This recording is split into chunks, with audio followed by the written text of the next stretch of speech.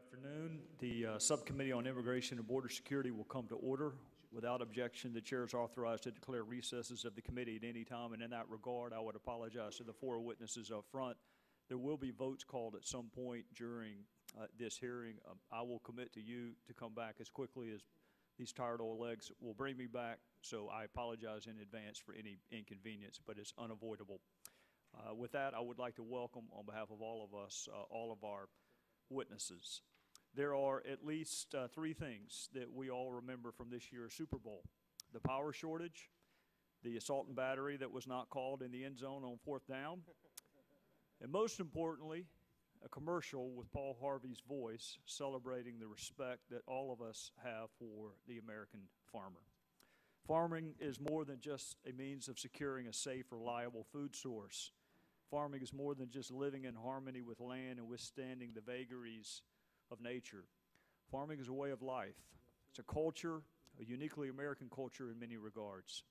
We would do well to place ourselves in the shoes of farmers because we sometimes lose track of what it takes for growers to actually put this bounty on the world's tables. We lose track of what it takes to give them, for them to give us the safest, most efficient, most reliable agricultural system in the world. For those crops that are labor intensive, especially at harvest time, hired labor is critical. One grower might need only one or two hired workers to help plant, tend, and harvest several hundred acres of wheat. However, another might need hundreds of seasonal workers to harvest hundreds of acres of fruits or vegetables. And a dairy or food processor might need hundreds of workers year-round. It's universally agreed that at least half of our seasonal agricultural labor supply is made up of workers without legal residency status. This figure is probably much more than half and could comprise upwards of 1 million unauthorized workers. As Congress considers, yet again, immigration reform, we must decide whether and under what circumstances and conditions growers can continue to rely on these workers. And we all seek a future without reliance on unauthorized workers, but to accomplish that, we need a guest worker program to provide growers with the labor they need, indeed all of us need.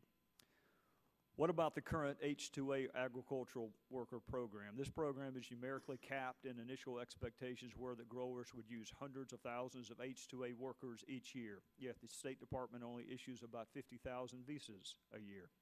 So why is it so underutilized? Well, what I'm going to do today is ask the farmers, because in the eyes of many, the program itself is designed to fail. It is cumbersome, it is full of red tape. Growers have to pay wages far above the locally prevailing wage, putting themselves at a competitive disadvantage with growers who use illegal labor. Growers are subject to onerous rules such as the 50% rule, which requires them to hire any domestic worker who shows up even after the H-2A worker has arrived from overseas. Growers can't get workers in time to meet needs dictated by the weather, and finally, growers are constantly subject to litigation by those who don't think the H-2A program should even exist. What growers need is a fair and workable guest worker program. They need a program that gives them access to the workers they need when they need them at a fair wage and with reasonable conditions, and they need a partner in the federal government, not what is often perceived as an adversary. A reformed guest worker program will work better for growers and for workers. If growers can't use a program because it's too cumbersome, none of its worker protections will benefit actual workers. If a program is fair to both growers and workers, it will be widely used and workers will benefit from its protections. I look forward to hearing today's witnesses and learning how they would reform our agricultural guest worker system. And I now would recognize the past chairman of the full committee, Mr. Conyers.